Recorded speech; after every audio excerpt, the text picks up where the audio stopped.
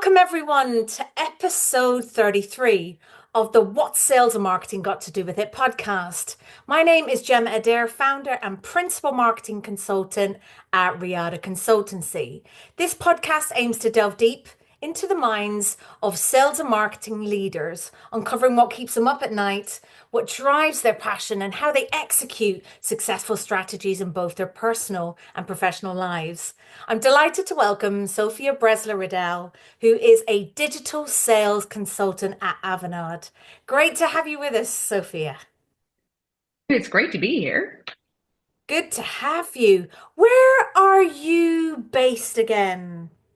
I am in Sweden, in the windy village called Torekov, outside another little village called Båstad. Oh, Uh, I'll let all the Brits try to pronounce Båstad because it gets very funny. I'm sure it does. Would you say the weather there is colder than the UK right now? I would say we're always like 3 or 4 degrees cooler than the Okay. UK. Yeah. Or I'm basing it on London. So 3 or 4 degrees cooler than London, maybe not the northern parts of England. We might be on the same level there. Same level, right. Yeah. Without further ado, please introduce who you are and what you do. I'm Sofia Bressler Riddell, as you just mentioned. I have been working in marketing for many, many, many years.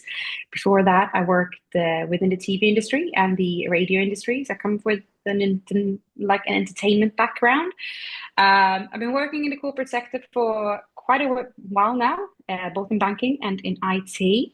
I've been spending about 8 or 9 years in London, working in different marketing roles, running my own business, my own marketing agency.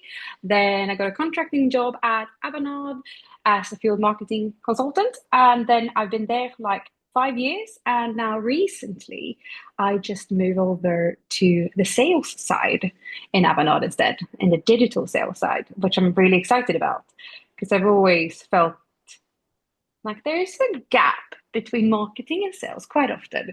And it's quite exciting to be 100% able to bridge that gap now. It's going to be incredible. I think Yeah, one, that's wonderful news, so congratulations. thank And you. I think you're just going to bring such a wealth of knowledge and experience, given your sort of experience with marketing into your Yeah, sales role. And like you said, I'm a firm believer of bridging that gap between sales and marketing, and we'll explore in a bit more detail later in this podcast. So that's amazing. Where and when did your marketing journey begin in the early days? Did you study marketing? How did you get into marketing? I didn't study marketing or anything like that. I studied journalism and TV production. Uh, Interesting. but in my mind, to be a marketeer and a communicator, you have to be a very curious mind and a creative mind. Um, so, in all honesty, I wanted to work within the TV industry, and I did, and I didn't like it. Okay. Or I liked it, but the working conditions wasn't really for me. And then I actually got approached by a corporate IT company through a recruitment agency to start leading events. Uh, and I sort of just slipped into it then, I guess. Like leading big events, I did that in my former roles for like big event companies in Sweden. So I guess it was quite a normal step. And then to do that in the corporate world, and then one thing leads to another. And then I started to realize, wow, being a product manager for big events, there was no one doing social media. So I was like, why are we not doing this? Was in its infancy of like when B2B companies actually started to use like Instagram and Facebook and that sort of stuff. And I was like, why is no one doing this from this really cool event? And they're like, well, we don't really have anyone to do it. I was like, I'll do it. Don't worry. And then it all just kind of spiraled from there, to be honest. That's interesting. That's interesting. Yeah. You talked about your journey there now. Have you faced any challenges in your marketing roles previously? And if so, how did you overcome them? we as marketeers, I think like face so much challenges all the time, to be honest. Um, I think in the beginning it was a lot get used to just in a corporate world, how to coming from uh like a really small companies where you do events and when you do like short-term projects for TV, like that whole then switch to working in a huge corporate where there's a complete different tonality, complete different like a way of working and all that sort of stuff. That was a huge challenge, but I was really, really young at that point, or really, really young.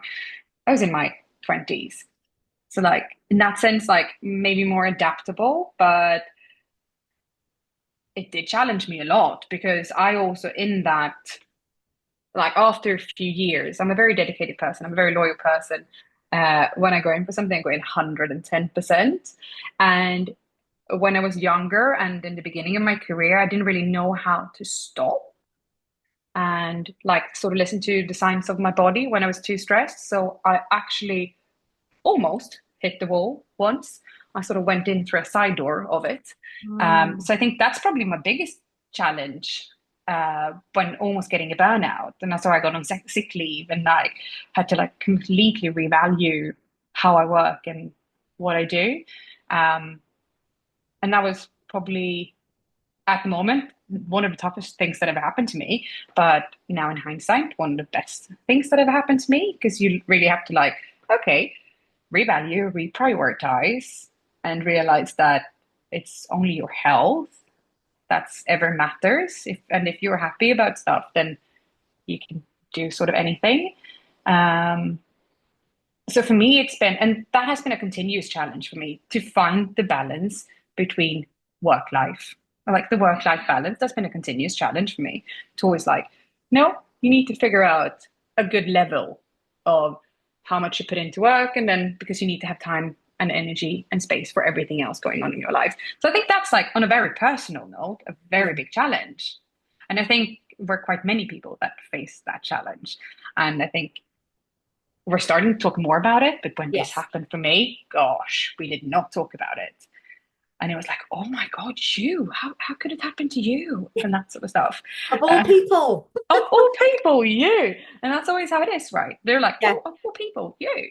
Yeah. So that was a huge challenge, but I overcome it. But I still like to this day have to like, okay, pull the brake, Yeah. take it a bit easy, Yeah. Off the reprioritize. accelerator. Yeah. Yeah. Yeah. Um, yeah, on a personal note, that's very, but then like there's always other challenges as well. There's like new technology, like AI. I mean, I've been on maternity leave for about a year, and in that year, the use of AI has just like massively accelerated. Mm, Like we definitely. started using it and we started talking about it quite a bit while I was still working, but now in that year I've been on maternity leave. Jeez, the development is going so fast. Yeah. I'm like, whoa, I need to really like, you need to really be on top of it. Exactly. Yeah. Yeah. So I think that's a challenge that I know that many corporates and everyone just needs to be able to, how do we deal with this? Like on so many different levels. It's like, how does marketing get affected by it? But how does sales get affected by it? How is the world getting affected by it? So Definitely. yeah, Like I say to with the challenges with marketing, not only are you trying to keep abreast of what's happening in marketing, you're trying to keep it abreast of, particularly if you work in tech, you're keeping abreast of what's actually happening in tech, and AI definitely has just exploded. Like it's just, and there's some misconceptions around it. There's some pros and cons and things like that. So it's really about how people are adopting it. But in terms of that kind of learning curve, it's about you need to get on the bandwagon, as people say, and start yeah, learning about it sort of more and more for sure. yeah. But Yeah. also to not be too stressed about it, because I that's also I think that's a challenge because I worked with social media for many years. And in my honest opinion, I don't think much has really happened in terms of new platforms for business to business companies to really use. It's LinkedIn. LinkedIn is the biggest one still to date. And I know that many B2B companies that's trying like, okay, can we use Instagram a little bit more? Can we use TikTok a little bit more? But I think there's a big challenge because people are still trying to figure out how to use social media, especially for B2B companies. I'm going to talk mainly about B2B because that's where I've been for the Where you sit, past yeah. years. Um, and sometimes people are treating it as like this huge thing, but it's also just a new channel. And we have to adapt communication, but you adapt communications if you put an ad on outside, you have to adapt the communication. If you, but I think it's still that thing, and people sometimes put a little bit too high trust in social and sort of thinks that that's the only thing we need to do, and then we still don't put enough resources on it. Uh, but then you expect so much result and without too much money and resources to be put into it. So I think there's still that big challenge on how you actually deal with social and to actually just face that it is yet another channel that you need different types of communication on. You need different processes and all that sort of stuff with it. And there's a lot of more challenges come with that. But it's still that thing. I think it's still a challenge. Yeah. Yeah. I think it ties in with just like the strategy piece, right? There has to be we talked about jumping on the bandwagon earlier, I did, but it's almost you've got to have a think about why you're using that channel and who sits on that channel and how you communicate because how you communicate in one channel is not the same as the other channel. Like LinkedIn versus Instagram or Facebook or TikTok, for example. It's not, you really have to think about what messages will land to that audience. And is that channel right for you as a B2B organization, company? Right. And I think that the main thing you always sort of have to do is just like go back to your company's why. Why and everything, like why are we doing this? Yes, Then or everything else will just come to place if you spend 10 time and effort on 100% why. That's like it's my favorite question. Many of my managers always hates me because I'm like, why? Because I always find that when you ask those questions, you get to the gist of what it's actually about. And I think that people still you still lack that real why that is like a bulletproof why that you can wake up in the middle of the night saying this is why, like, yeah. So I think if you have that, everything else, all the other channels, all the other tactics, everything else will easier fall in place. There's still a lot of strategic work that has to be done, but it will fall a lot easier into place if you can explain your why. definitely. I'm a Mm. firm believer in the why. I love that you've spoken about what's your Yeah, why from not only yeah, a professional or a company standpoint, but also a personal standpoint. Why yeah, why are you doing what you're doing? Why yeah, are you in the role that you're yeah. in? What like how are you adding value and who do you want to become within that role and how do you want to evolve and stuff like that? It's so important, which brings me to, what does Sophia do on a day-to-day basis? What does a day in the life look like for you? I know you're a mummy. So take us through that day. Yeah, be interesting to learn more. Into someone that's been back at work for like 2 days. Uh, so as today, my life started with a really bad night's sleep. Uh, and then it's like literally I actually managed to get up before my kids and my husband today. So I had a shower and everything like that before everyone was awake. Then getting kids dressed, kids fed, and then get them out of the door. And like it's -degrees here, so you need to like make sure that they have everything packed so that they can go out and play at nursery. Then once they're out of the door, it's like this weird, airy quietness that just ends up over the house.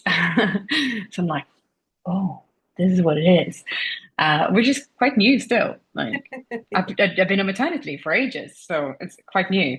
And then I had a first chat with this daily stand-up call with the whole sales team in the Nordics, basically presenting myself and saying, "Hi, I'm back." And then like in the beginning now, it's a lot of trainings, a lot of meetings with new and old colleagues, and just getting my head around it. It's a lot of new things to learn, but still very familiar. It's really weird, like new and familiar. And then it's pickup time at nursery. People pick up kids a lot earlier here in Sweden Oh, than what we do interesting. in London. Oh, what time Yes, would you pick up your kids from nursery? it's like at 5, they're the last ones, literally. Okay. They're the last ones. Uh, so pick up kids, eat. Kids need to eat, and we tend tonight, we try to eat with them, not eat them. That would be very awful. I was getting worried there from Eat with don't eat your them. kids, people. Don't eat your kids. Not at all recommended. Completely not. No, eat with our kids. Then it's like bath time, chaos time for about 2 hours. Then they go to bed, and then at 7:30, it's again that quiet, eerie. Then it's time for like just reflect, take a chill, enjoy just a few quiet hours, and then to bed. And then I guess like as soon as I get more into this role, it will be a lot different. Probably a bit of traveling and meeting customers. I'm super excited about that because I've that's one of the things I felt with marketing that I'm a little bit too far away from the clients to actually understand what it is that triggers them, what they need, the why.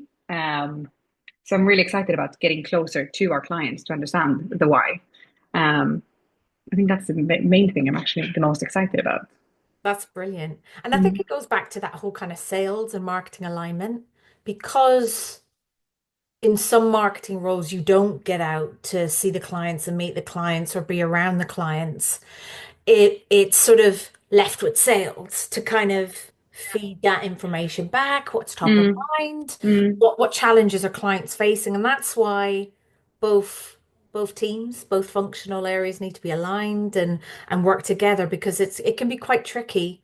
Um, and it might seem like a small request, but it's huge in the grand scheme of things, to kind of understand that more because that's how you tie that into your messaging, your communication. You spoke about it before, that kind of thing.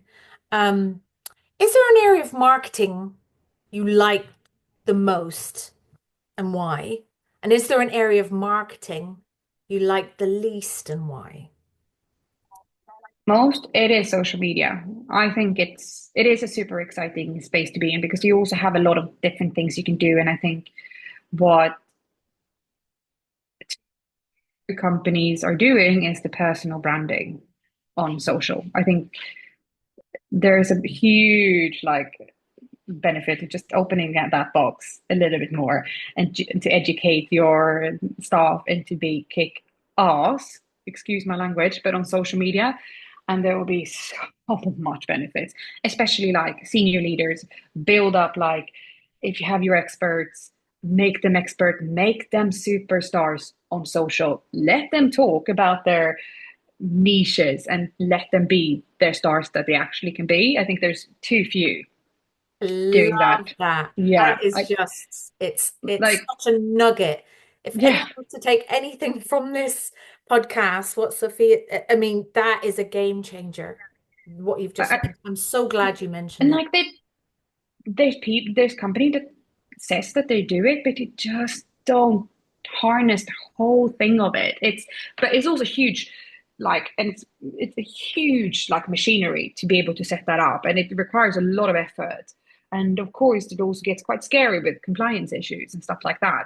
Yeah. But if you nail it, it it will be a game changer, 100%.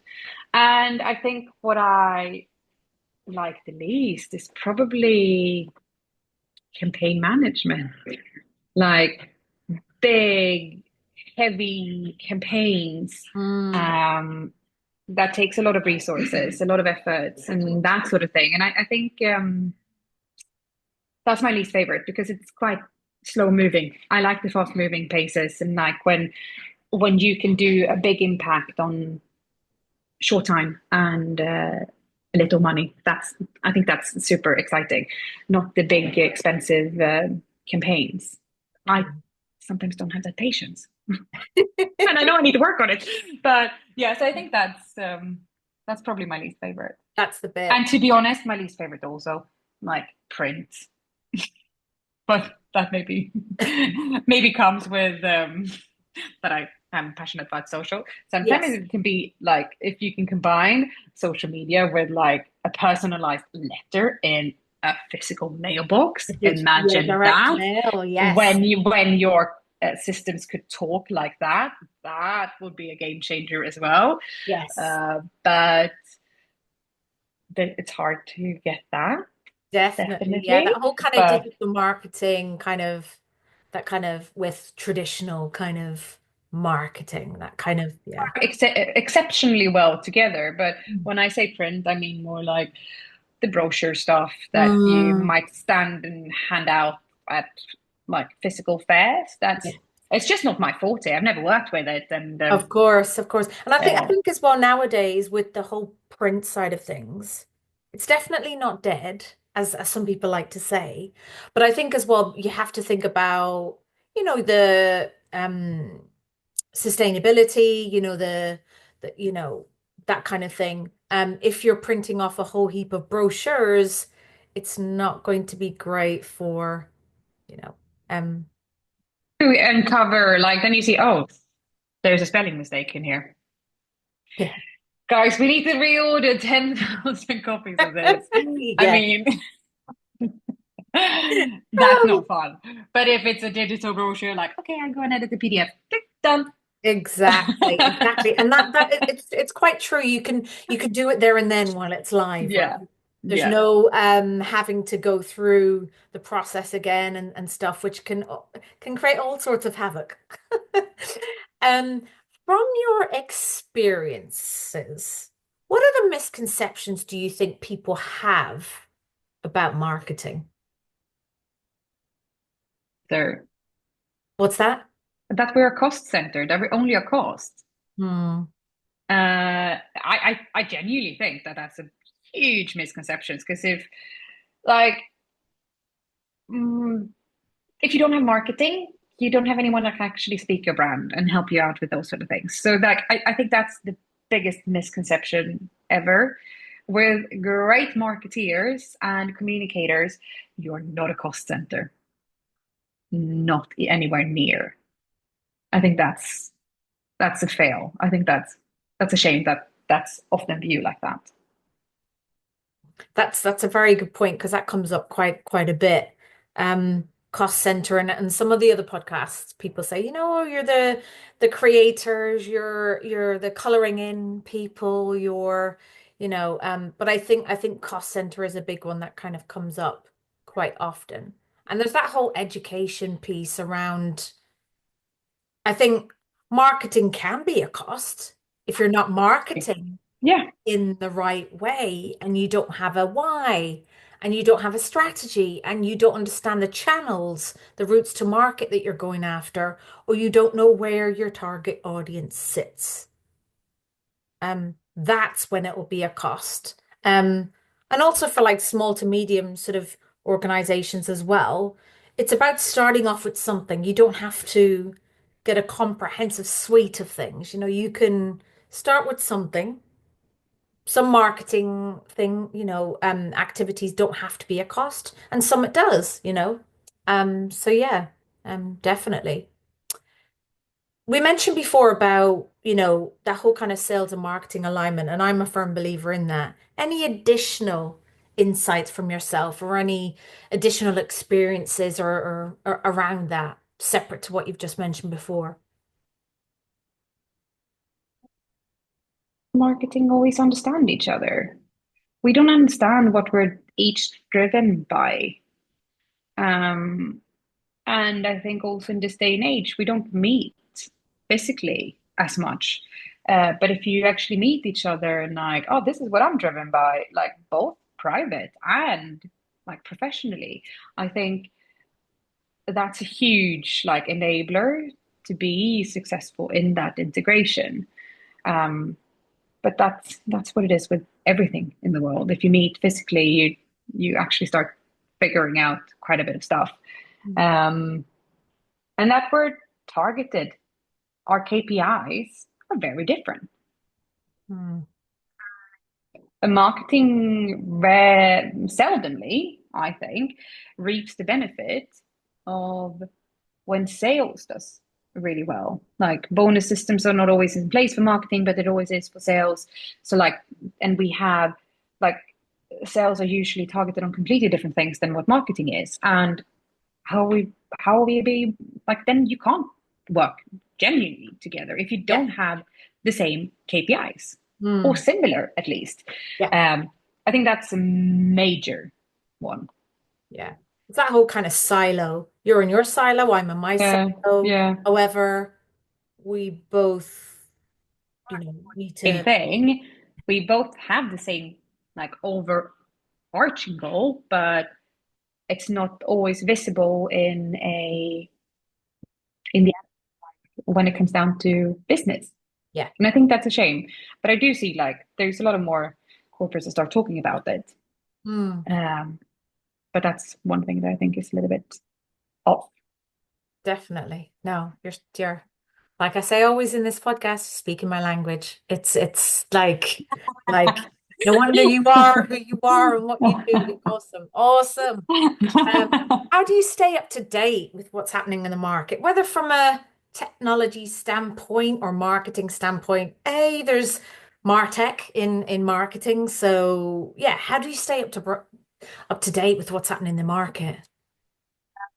First and foremost, I try to be on all the like social media platforms uh, to understand the algorithms, to understand everything like that. Um, and also like read the different branch magazines that's there and also like talk to your colleagues, talk to the people that inspire you, try to reach out to them. I think that's sort of how I do it. Awesome. My next question is, if a young person wanted to get into marketing or sales, because you're kind of venturing into that new role, what advice would you give them? um,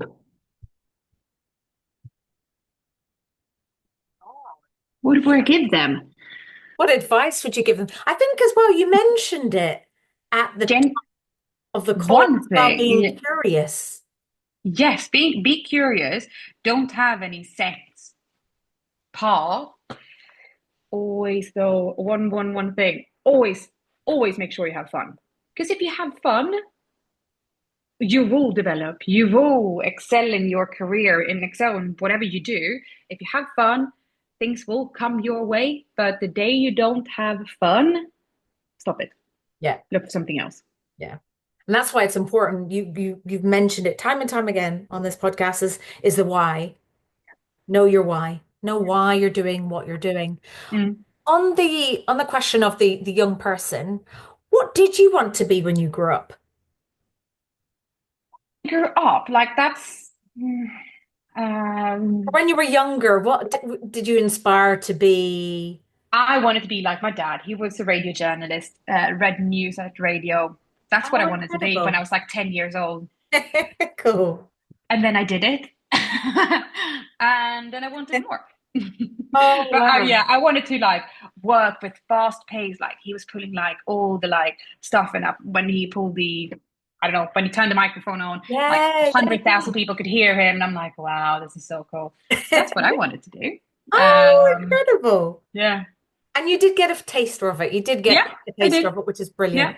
Which is brilliant. And then I realized I want Um, something more Or after that. Yeah. what is your passion in life and what drives you? Um,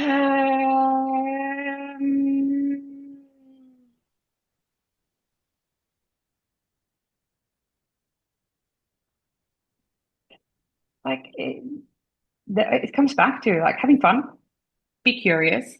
After having a family, like or kids, it's they are my reason to like shut down at night and that sort of stuff. Like I want to make the world bit better place for them, to be honest. Um, yeah, I'm like having fun and be curious, and then Mm. where that takes me, don't know. Right now, Yeah, it's in sales, and it's been in marketing, but it's also been in TV and in radio. yeah, But as long as I have fun, I'm quite happy about it. that's brilliant. That's brilliant. You talk about the kids, family. We talked about work-life balance earlier. How do you create work-life balance? You mentioned a few things earlier, but how do you like what do you put in place? How do you manage that, should I say? I would like to say I'll get back to you on that after a few months of trying to figure it Yeah. out. Uh, I think it comes down to like dare to shut down at night and just to like have your time off. Do what makes you feel good. For Yeah. me, it is working out Yeah. for my mental stability. I Yeah. need to work out. To be a good mom, to be a good wife, good friend, a good colleague, I need to work out to get my endorphins Energy. and like that. Yeah, and to get my energy. Um, so that's at least what I've figured out now that I need to have to cope. I'll get back to you on the rest. Good And cliffhanger. you talk about working out. Are you a gym person? Do you like to run? Run, and I am one of the biggest Peloton fans that Ah, there is. nice. You've got a Love Peloton. It's like a huge savior for me. brilliant. Yeah. You cannot say that you don't have 20 minutes to go up in a bike that's on my top floor and like put on your gym kit for like 20 1 minutes. minute. Yeah. And then do a Peloton workout for 20 minutes. You cannot neglect that. I'm Wow. not like, I love going to the gym, but where I live now, it's like 20 minutes drive to gym. Not Okay. going to do that. Like, it's not going to Yeah. happen. So running and Peloton and home workout, yoga, that sort of stuff. I think that's a good balance. I think that's great Yeah. that you Yeah. that's it's a non-negotiable with It is with with 100% non with for your everyone, to be yeah, honest. But then you find your own thing that I need to for get you. my heart rate up. Yeah. Yeah. That reduces anxiety, stress, and all that sort of stuff. Definitely. Mm. Is there somebody that inspires you, whether dead or alive?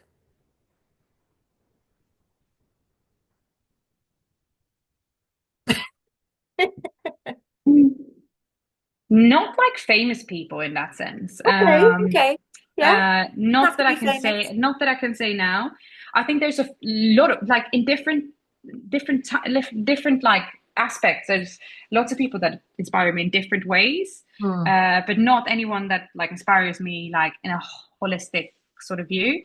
I find my husband very inspiring. He's an Brilliant. entrepreneur, and has been an Incredible. entrepreneur for several almost decades. He will be the worst employee ever, but he is a brilliant entrepreneur.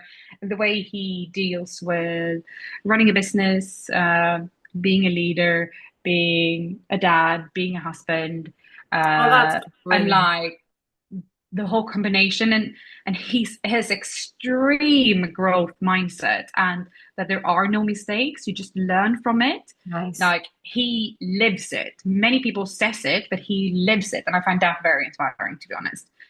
There are no real failures. Incredible. Just Yeah, learn from it, and then it actually isn't a failure. he sounds brilliant. Yeah.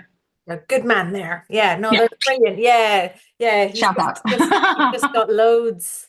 He sounds awesome, like multifaceted. He's just, and that whole kind of, he talks the talk. He doesn't just, it's always in action, if that makes sense. What he Yeah. says, the Yeah. action, Yeah. which is No, but really, otherwise, I'm genuinely really inspired by leaders that dares to be personal, that knows what it is to like being able to be compassionate, um, Like my new manager that I now have in Avanade, he's really inspiring because he's very compassionate. He's very funny. He's always got a joke at hand, but he also is absolutely brilliant at what he does, like Oh, business that's wise. brilliant. Yeah. Has a very like great trajectory within Avanade, and I find that super inspiring. And the same thing with like the Nordic MD, who also has a great trajectory, but always super personal, always like, the people that are really, really senior, but they still have time to like, do you want to have a chat? Sure, let's go and grab a Yes. coffee. Great, And I great think, combination. Great yes, combination. but it's like one of the most important things that I think sometimes is neglected and like like easy to prioritize away. But I think the people that dares to do that, very inspiring. Mm. It's yeah, that's a topic all in itself, that there. For It is. sure. If Being a you good leader is a could, very, yeah, yeah. exactly. If you could Mm. speak to your younger self, what would you say to them? Don't take everything so seriously. Like, it will solve. Mm, If you're a good person, it will solve. perfect. What do you want to be remembered by? Mm. Great inspirational colleague or teammate, someone that takes that time to have a chat if you want to, but someone that can also like challenge you and inspire you when you're stuck. Um, that's what I would like to be. Nice. No, yeah, I think that. Nice, nice. In your spare time, do you read books? Do you listen to podcasts? Do you have a favorite author or a favorite genre of Oh, book? boring in this. No, I have the benefit of having an English husband, and I'm Swedish, but I know both languages. My husband doesn't know both languages, so if we would like go in a car together, I could not listen to a Swedish podcast. We just need to listen to English podcasts, and I find that they're so long. They're like 2 hour shows nowadays. Like I don't have that time. Yeah. No, so I don't have a favorite podcast. Yeah. I don't read that much books, although it's sort of like a promise to myself to start reading physical books, not like Yes. on a Kindle and stuff. Yeah. Um, I don't have a favorite author. I am a major sucker for pop music, everything that is catchy. And that also means like movies like Love Actually, Yeah. that like a rom-com, like easy to Oh, watch, something that just like you don't have to like think think anything. too much.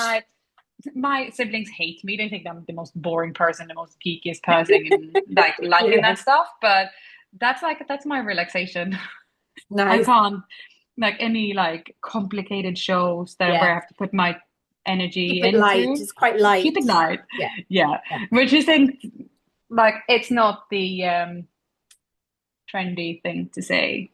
Absolutely not. Do you know But what? no, It works for you, not me. and that's what's most important. It works for you. It's Yeah, what you like, not what yeah, everyone else likes. no. If you had a chance to be a superhero or have a superpower, if it was a superhero, who would it be and why? Or if you had a superpower, why would you want that superpower? I think that the world needs a little bit more kindness. So I would like to just be able to spread kindness, to be honest. Okay, I think that if people were just a little bit more kind to each other and having that first top of mind, I think the world would be a little bit better place. that's I awesome. don't know. I don't think there's actually a superhero that's ever Yes. been portrayed like that, which is a shame. Because that Yeah. instead of like, I don't want to be invisible and stuff like that. It would be cool to be able to be like transform into a fly into a wall and listen to like all the like conversations and like Yeah. in like the closed rooms. That would be very cool to be able to transform to like spider, fly. Bug of some kind. Yeah, but just to use it in like just to understand the world a bit better, that would be cool. Yeah. Yeah. No, that makes sense. Oh, that's great. If you had to ask the audience a question, what would that be?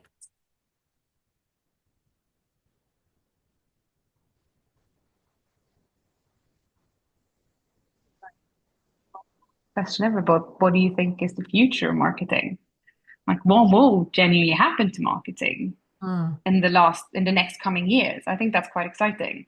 yeah. Um, and how much will AI take over, and how much will it help us? Mm, I'd like to see AI as an enabler, yes. not anything else, but that would be very exciting to know. How much Mm, effort is corporates putting into AI? I know they're probably putting it in a lot, but how is it actually being mm, realized in organizations? yeah. Adopted, yeah, for sure. Mm, That's a good question. Do you have any final words that you'd like to share? fun. Make sure you have fun and then take time for yourself. There's some good final words from Sophia. So you heard it from her, from herself. Thank you so much for being on the podcast today. Thank you. All the best with your new role. Thank you. And I'm sure you're just going to have fun, fun, fun. Yeah. But thank you so much. And I'm sure we'll speak again soon. So have a great rest of the day. Thank Thank you. you. Bye Take care. bye. Bye.